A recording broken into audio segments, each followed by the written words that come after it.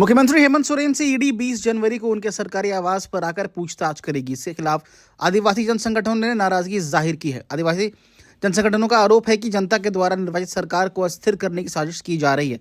ED की कार्रवाई के विरुद्ध आदिवासी जन संगठनों ने शुक्रवार 19 जनवरी को राजभवन घेराव का आह्वान किया है।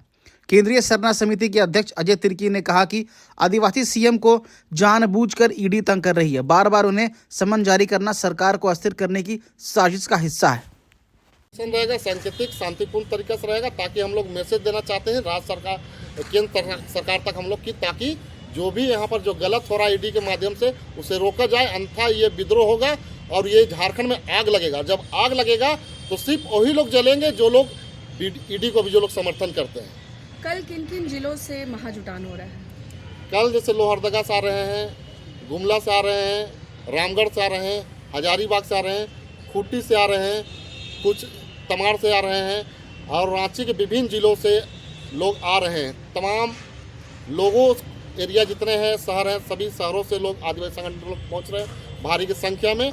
और लोग को आक्रोश इतना है लोगों में कि हम लोगों को समझा के रखे हैं कि अभी आक्रोश को शांत रखिए। अगर ईडी के द्वारा किसी तरह कोई गलत अगर एक्शन लिया जाता है तो फिर हम लोग विद्रोह करेंगे। कितने की संख्या में लोग रहेंगे? कल हजारों की संख्या में लोग पहुंच रहे हैं, जो कि अपना पारंपरिक वेशभूषा के साथ, पारंपरिक हथियार के साथ भी लोग पहुंचेंगे। 8वें समन के बाद जवाब आया है मुख्यमंत्री की तरफ से। क्या लगता है अगर पहले समन में ही जवाब चला जाता तो बार बार समन भेजने की जरूरत नहीं पड़ती?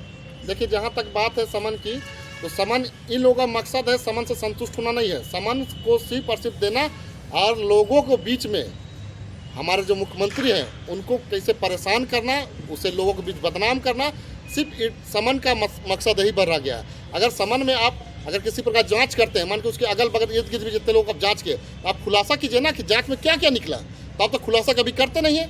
सिर्फ और सिर्फ मकसद है कि भ्रष्टाचार का कि इस तरह का एलिगेशन लगा के लोगों को जनताओं के बीच में बदनाम करना, और उसके अलावा कुछ नहीं है। सिर्फ और सिर्फ बदनाम करना ही उसका मकसद है, ताकि लोग अपने जो कार्यकाल है उस कार्यकाल कर ना सके, लोग भी जो भी उनका योजना है उसको योजनाओं तक पहुंच ना सके, इसलिए इस तरह का समन करके डिस्टर्ब आए दिन किया जाता है।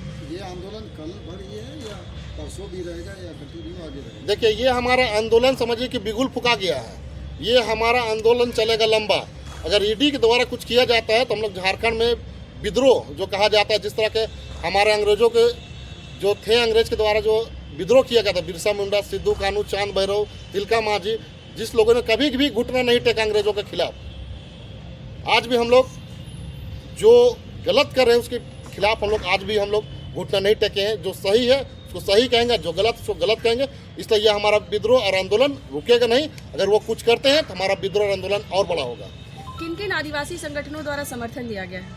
देखिए, अभी हमारे संगठन में केंद्रीय सरना समिति हम लोग हैं, राजीव पड़ा प्रार्थना सभा है, आदिवासी सेना है, अखिल भारतीय विकास परिषद है और विभिन्न और भी संगठन है जो बहुत सारे हैं। अभी उनका लिस्ट अभी आ रहा है। अभी लोग हमके कुछ देर में और भी कुछ सारा लिस्ट आने वाली है। विद्रोह और आंदोलन रुकेगा नहीं। अगर वो कुछ करते हैं तो हमारा विद्रोह और आंदोलन और बड़ा होगा। किन किन आदिवासी संगठनों द्वारा समर्थन दिया गया है? देखिए, अभी हमारे संगठन में केंद्रीय सरना समिति हम लोग हैं, राजीव पड़ा प्रार्थना सभा है, आदिवासी सेना है, अखिल भारतीय विकास परिषद है और विभिन्न और भी संगठन है जो बहुत सारे। अभी उनका लिस्ट अभी आ रहा है। अभी लोग हमके कुछ देर में और भी कुछ सारा लिस्ट आने वाली है।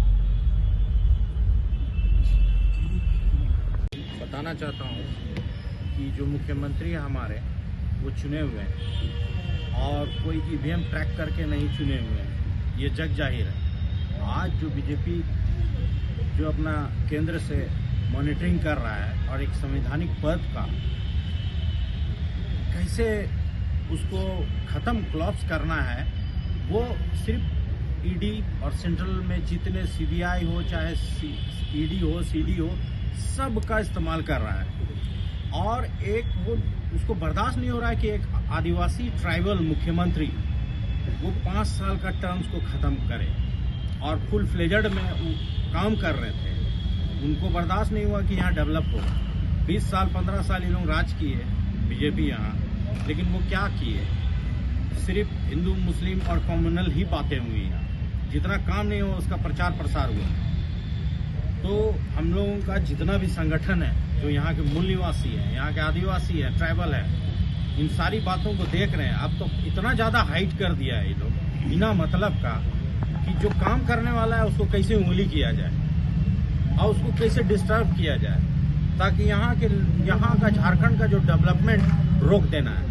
क्योंकि सेंट्रल गवर्नमेंट जो दिल्ली में बैठा हुआ है बीजेपी की सरकार, उसको सिर्फ यहाँ का जल जंगल और जमीन से मतलब है, यहाँ का माइनिंग से मतलब है ना। ऐसा कोई पुख्ता आज तक ये लोग नहीं पकड़ के सका कि कोई जेल में जो गया भी है। आज जैसा अजय आप बोले कि अभी तक कोई ईडी के द्वारा प्रचार प्रसार नहीं किया गया, ना मीडिया में आया। ये सिर्फ मीडिया ट्रायल चल रहा है। अभी कानूनी तरीके से किसी को कोई तरह का ही नहीं हुआ। बीते दिनों में भी जो एलिगेशन लगा कांग्रेस के हमारे साहू जी के ऊपर, उनके ऊपर भी लगा के कि कांग्रेस को कोई तरह से तोड़ के सरकार को गिरा देना है। इनका मोटिव यही है कि सरकार को नहीं चलने देना है और यहाँ का कोई भी तरह का डेवलपमेंट को रोक देना है। आज बीजेपी अपना रणनीति चला रही है विभिन्न राज्यों में।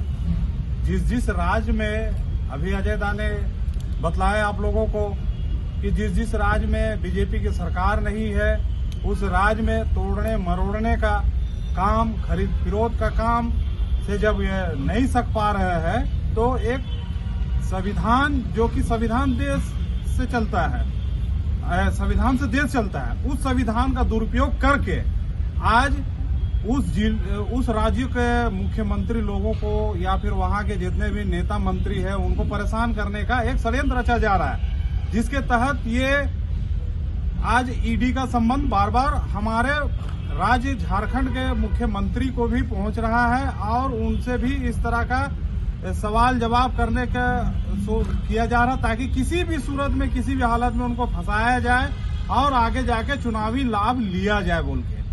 लेकिन ऐसा करने के लिए उनको सोचना होगा। इसलिए कि हम जितने भी झारखंड वासी हैं या फिर जितने समाज या समिति के संघ के लोग हैं, ये सारे लोगों ने प्रण ले लिए हैं कि हमारे आदिवासी जो नेता है मुख्यमंत्री, क्या इनको इस तरह का परेशान करने का अधिकार है केवल ईडी को कि और लोगों को भी परेशान करने का है? आप केवल इस बात को स्पष्ट कर दीजिए कि क्या संवैधानिक तौर पे आप चल रहे हैं या असंवैधानिक तौर पे चल रहे हैं। विशेष रूप से आप केवल उन्हीं राज्यों में केवल ईडी और सीडी कर रहे हैं जिस राज्य में केवल अपने जो वहां के मुख्यमंत्री है, वहां के जो मंत्री हैं जो कि बीजेपी से नहीं है, जो अपने तौर तरीके से अपने बढ़िया कार्य कुशलता से जो राज्य की आगे ले जा रहे हैं, राज्य को एक नई दिशा दे रहे हैं, विकास की ओर ले जा रहे हैं, आप उसको परेशान इसलिए कर रहे हैं कि उसका छवि धूमिल हो और आने वाला दिन में उसको बदनाम किया जाए, ताकि वोट उसके नाम वोट उसका जो है वो हमारे तरफ डाइवर्ट किया जाए। बस यही कारण है जिसके चलते ईडी के द्वारा उनको परेशान किया जा रहा है हमारे मुख्यमंत्री को, जिसको हम लोग कतई भी बर्दाश्त करने नहीं जा रहे हैं। क्योंकि हम लोग देख रहे हैं, जान रहे हैं कि आज विभिन्न योजना के तहत मुख्यमंत्री घर घर तक पहुंचे हैं, घर घर तक विकास की बात कर रहे हैं। उनको एक तो समय काल भी कम मिला, कोरोना का 2 साल तो उनके हाथ से ऐसे ही चल गया। वो सब सारे पीड़ा से गुजरते हुए आज जब उस जगह पे आए हैं कि आज हम कुछ कर रहे हैं, तो इन बीजेपी वालों को समझ में आ रहा है कि इतना कम समय में ये आज कैसे इतना कर ले रहा क्षेत्रीय पार्टी होके, इसको रोकने का एक उपाय लगाया जाए। वही उपाय केवल ये लोग लगाया जा रहा है, झूठा लालचन लगा के। बस मैं इतना ही कहना चाहता हूं कि अगर आप संवैधानिक तौर पे जाइएगा तो आप पाइएगा कि कहीं ना कहीं हमारे मुख्यमंत्री पे ये केवल फंसाने का उपाय किया जा रहा है।